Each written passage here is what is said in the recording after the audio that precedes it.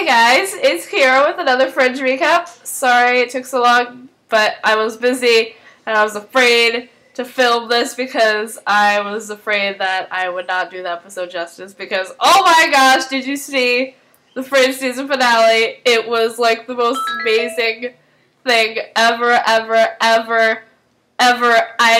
like died, but because like the best thing ever happened and then the worst thing ever happened. So if you haven't seen it yet, that's not right. You need to watch it right now because it's pretty amazing. So yes, amazing, as I've said like a billion times. Oh, sorry. So there you go, and I have to use the Fox recap again, and it's really terrible because they call like Olivia Bolivia and like all this crap stuff. So yes, I will point out the best part ever, then the worst part ever. Well, in my opinion, but yeah. So I'm just gonna go with it out. So this is season 2, episode 22.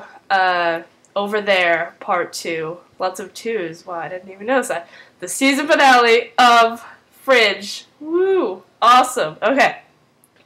So, Peter is like, again, I didn't really see, like, the first, like, 30 seconds or something, because, like, I was at this thing, so I had to, like, drive home, and I, like, busted through the door and, like, turned on the TV, but I missed a tiny bit of it.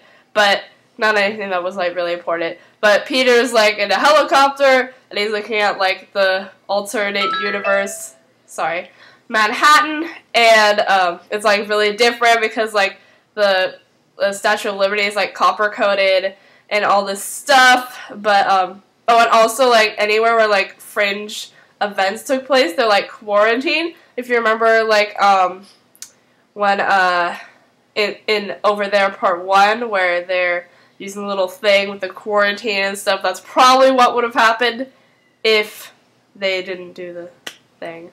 So, yeah. The quarantine is, like, basically where, like, everyone's trapped in this weird, like, amber, like, substance, but they are ruled legally dead. Okay? So, anyway, Peter arrives at the Department of Defense, and then, an assistant tells Walter Day, who's the Secretary of Defense over there, that a high-priority individual was admitted to the New York General Hospital. And guess who it was? That's right, Walter from this side. Because remember, he got shot and was bleeding and stuff. So he's in the hospital. So Colonel Broyles calls alternate Olivia to go to the hospital and get Walter. But William Bell and Olivia are already looking at the hospitals. Oh, burn! And, so they go to New York General, they're looking for Walter, so, then they realize that they're probably coming, so Belle's like, okay, I'll stall, you go look for Walter. So Olivia finds Walter, and they're trying to get out. This is really funny scene where she's like, Walter, can you walk? Like, all serious, and he's like, I can dance if you like. The drugs here are fantastic. That was funny. But anyway, so then Olivia and Charlie come in, and they're like, oh, we're looking for Walter Bishop or whatnot. And then William, like, starts stalling, and he's like, oh, difficult times are these difficult. Oh, you know, I made that gun you have. Yeah, it's a 77 or whatever. The 7 is kind of funny. So he's stalling, Olivia's getting Walter, and then, yeah, okay, William gets the car, and then Walter and Olivia go, and then Walter and Belle, kind of awkwardness, you know, because they're, like, enemies, but kinda not friends, whatever. Oh, frenemies, that's what I should say.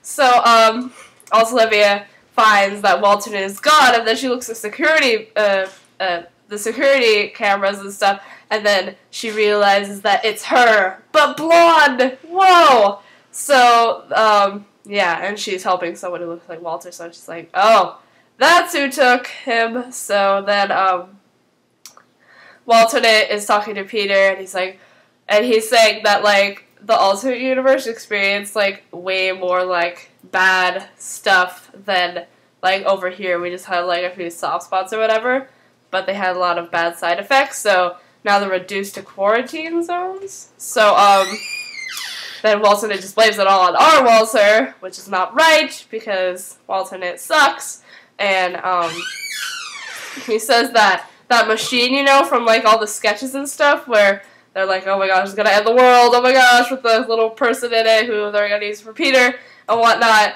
That one, he says that it's going to, he thinks it can heal both worlds, but its power source isn't working.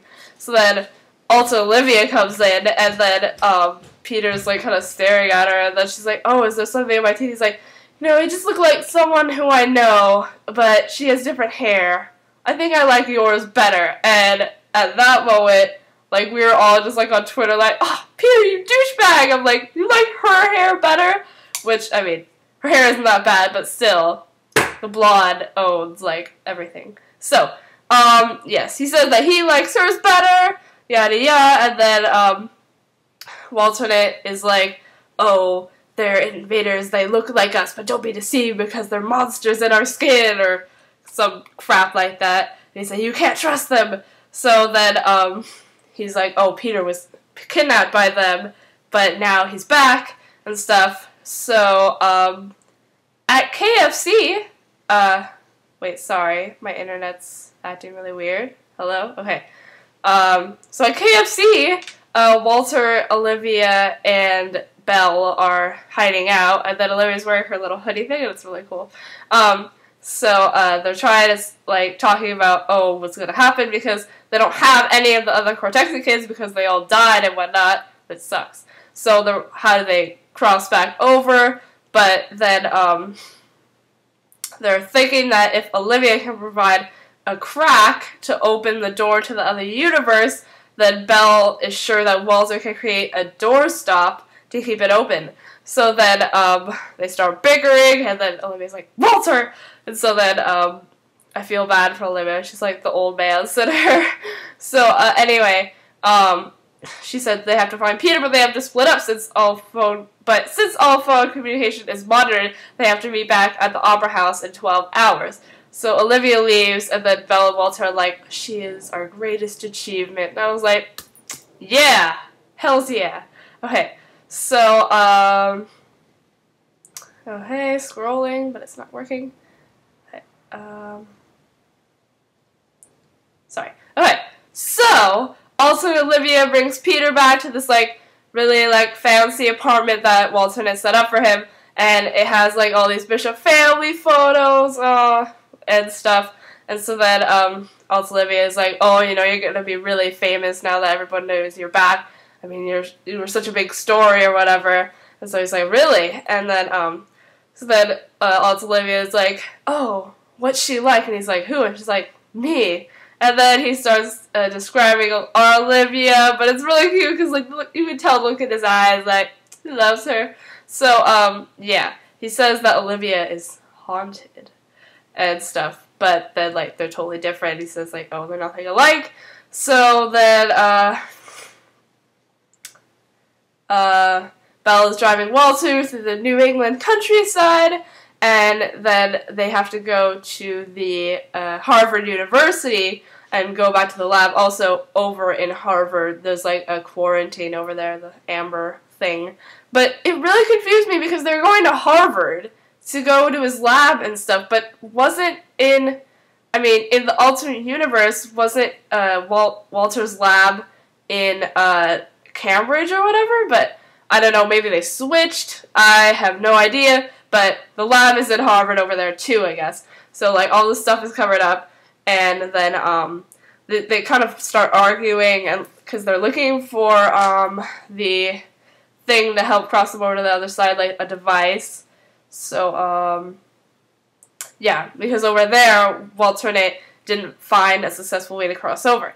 So then, Belle started explaining that on this side, the alternate universe, I mean, that, like, he died in a car accident. Like, well, okay, this Walter, this William Bell over here was alive and then became good friends with Walter and whatnot. But on the other side, the William Bell got killed in a car crash when he was like a kid. So really, like, Walter and William Bell never met, which is really weird. But, yes. So then, Bell's like, oh, I only came to this side to prevent the war and stuff, and to stop this chain of events that happened when you stole Peter. And then they got into this whole argument, and Walter was, like, yelling and mad and stuff, because, like, he took out pieces of his brain. He's like, oh, the past is the past. Yada yada. So then Walter says that Bell's only benefiting himself by fueling the war and founding massive dynamic. But, you know, I think that Bell's a good guy. I mean, he's had some... Oh, I gotta go to part 2.